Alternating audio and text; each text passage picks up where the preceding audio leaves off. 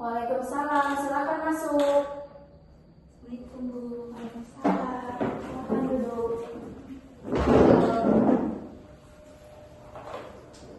Selamat siang. Siang Bu. Sebelumnya terima kasih banyak ya atas kesediaannya untuk melakukan kegiatan ini. Nah, sebelumnya baiknya kita berdoa terlebih dahulu ya. Berdoa di dalam hati masing-masing, mulai. Selesai. Nah, Ibu mau nanya nih sebelumnya, apakah kalian sudah pernah melakukan kegiatan konseling kelompok? Belum. Nah, apakah kalian sudah tahu apa itu konseling kelompok? Tidak Bu. Baik, di sini Ibu akan sedikit menjelaskan ya. Konseling kelompok ini adalah kegiatan membantu individu yang mengalami masalah dengan memanfaatkan proses dinamika kelompok agar individu tersebut bisa menyelesaikan masalahnya.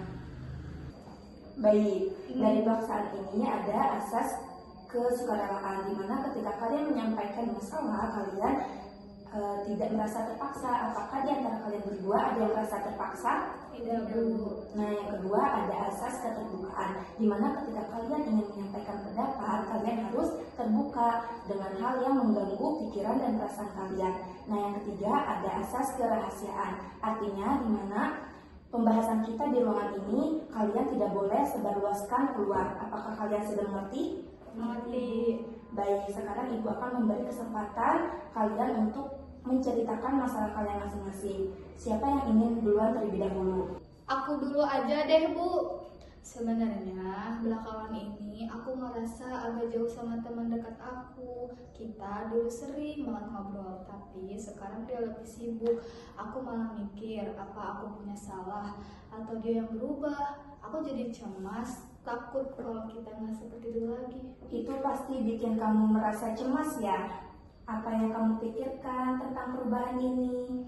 Aku mikir mungkin aku terlalu menuntut perhatian dia Bu. Aku suka nunggu dia ngajak ngobrol duluan, tapi dia malah sibuk sendiri. Jadi aku mulai ngerasa gak dihargai. Itu perasaan yang sangat manusiawi ya. Ketika kita ngerasa nggak sama yang kayak dulu lagi, terkadang kita bisa berpikir bahwa kita nggak dihargai dan nggak penting. Tapi apakah kamu yakin alasan dia menjauh? Mungkin ada faktor lain menyebabkan dia lebih sibuk? Mungkin aja Bu. Aku jadi mikir mungkin dia lagi ada masalah atau lagi fokus sama hal lain yang aku nggak tahu Bu. Betul sekali, terkadang kita terlalu fokus sama perasaan kita sendiri. Coba, apa kamu sudah pernah mengungkapkan perasaan kepadanya?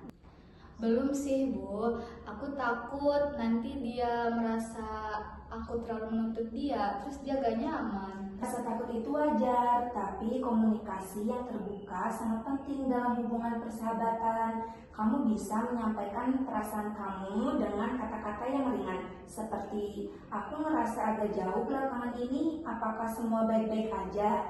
Nah, itu bisa membuka percakapan tanpa memberi tekanan.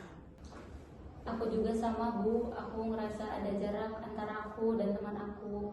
Kita dulunya sering bicara tentang segala hal, tapi belakangan ini dia jadi sibuk. Aku ngerasa dilupain. Perasaan kalian mirip ya, cemas dan takut kehilangan teman. Apa yang kamu pikirkan tentang situasi ini? Aku pikir mungkin aku terlalu bergantung sama dia Bu. Jadi ketika dia mulai sibuk dengan teman lain, aku jadi ngerasa sendirian. Lalu apa yang bisa kamu lakukan untuk memperbaiki perasaan kamu tanpa merasa bergantung sepenuhnya pada temanmu?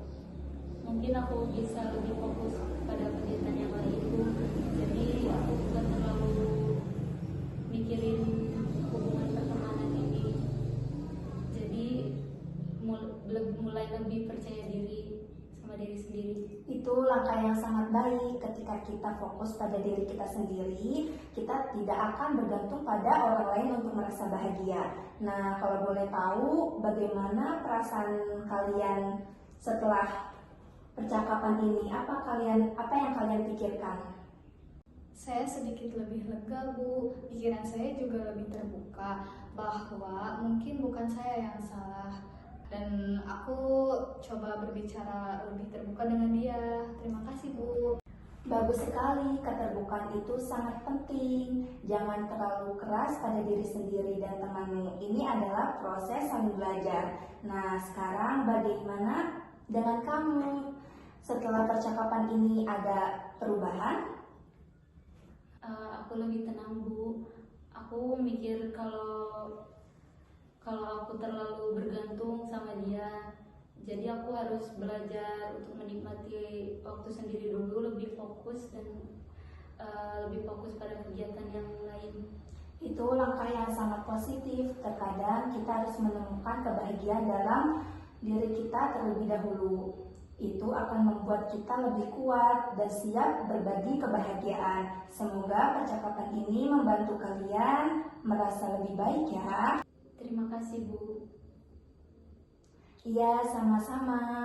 Senang bisa membantu. Baik teman-teman, kita sudah membahas cukup banyak tentang perasaan, kecemasan, dan bagaimana menghadapi perubahan dalam persahabatan.